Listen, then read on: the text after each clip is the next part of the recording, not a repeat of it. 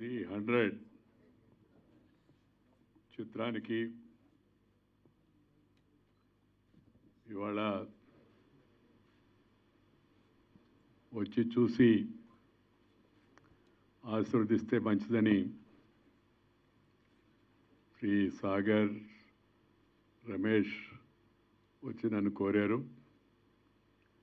దీని ఇతివృత్తం బ్యాక్గ్రౌండ్ గురించి చెప్పిన తర్వాత తప్పనిసరిగా వద్దామనుకొని నేను ఈరోజు ఇమోషన్ పోస్టర్ లాంచింగ్కి రావడం జరిగింది. ప్రివ్యూ కూడా చూడడం జరిగింది. సినిమా నేను ఎప్పుడు చెప్తూ ఉంటాను, అది ఒక శక్తివంతమైన ఆయుధం. మంచిగా చేస్తే మంచికి ఉపయోగపడుతుంది, లేదా చెడుగా చేస్తే చెడును కూడా ప్రోత్సహిస్తుంది. నాకు సినిమా అంటే చాలా ఇష్టం. రాజకీయాల తర్వాత, సాహిత్యం తర్వాత నాకు ఇష్టమైంది సినిమా.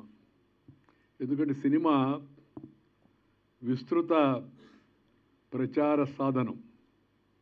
కోట్లాది మంది తక్కువ ఖర్చుతో చూసేంటి సినిమా ప్రజలపై ఎంతో ప్రభావాన్ని చూపిస్తుంది. అందువల్ల నేను తరచుగా సినిమా వారి కార్యక్రమాలకు కూడా వెళుతూ ఉంటాను.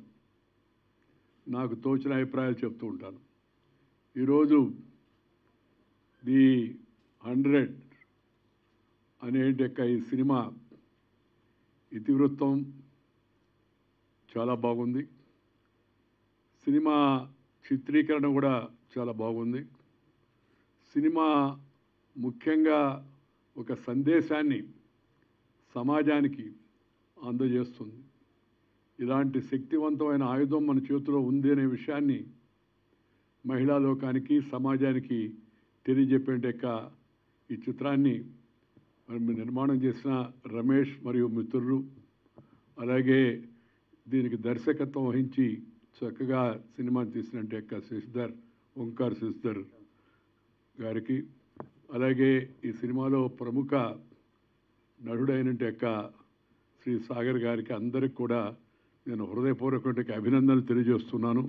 నాకు పూర్తి విశ్వాసం ఉంది ఈ సినిమా విజయవంతంగా నడుస్తుంది. ప్రేక్షకులు దీన్ని తప్పనిసరిగా ఆదరిస్తారు. సాగర్ మామూలుగా చాలా సినిమాల్లో తక్కువ కాలంలో నటించి మంచి పేరు తెచ్చుకున్నాడు. ఈ సినిమా చూసిన తర్వాత పోలీస్ ఆఫీసర్ కూడా సాగర్ రాగా ఉండాలని చెప్పినట్టే ఆలోచన మనకు ఎవరికైనా సహజంగా కలుగుతుంది. ఆ హుందాతనం, ఆ డిగ్నిటీ, ఆ డెకరం, ఆ డీసెన్సీ, అవన్నీ కూడా ఆ పాత్రలో తాను లీనమై మనకు చూపించాడు. ఇవాళ సమాజంలో ఉంటే వర్కింగ్ ఉమెన్ వాళ్ళకి ఎదురయ్యేంటే కొన్ని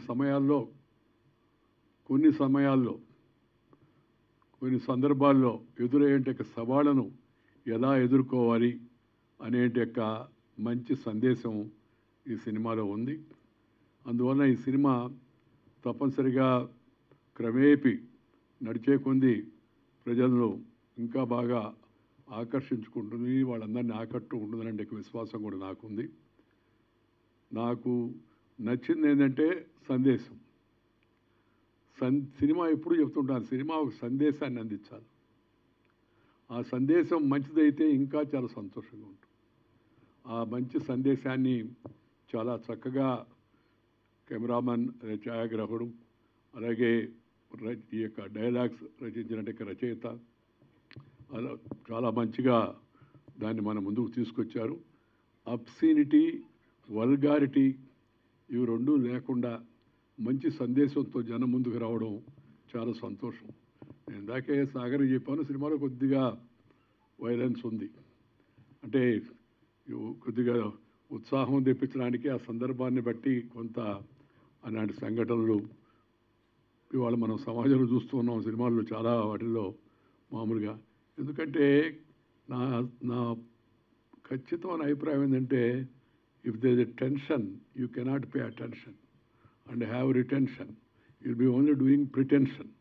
నటిస్తుంటారు చాలా హ్యాపీగా ఉందని, కానీ అది ఆలోచన పక్కదారి పట్టిస్తుంది.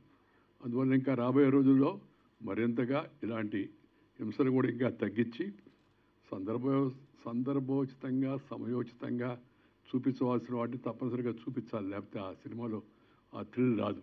కానీ అది మోతాదు పెంచకుండా ఉండేట్టుగా చూసుకోవాలి భవిష్యత్తులో అని చెప్పని నేను సినిమా రంగంలో ఉన్న వాళ్ళందరికీ కూడా సలహా ఇస్తూ ఈ సినిమా అన్ని విధాల విజయవంతం కావాలని చెప్పని కోరుకుంటూ సినిమా బృందాన్ని మరొకసారి అందరినీ ఆశీర్వదిస్తూ మీరు సెలవు తీసుకొని నమస్కారం. Thank you sir. Thank you so much.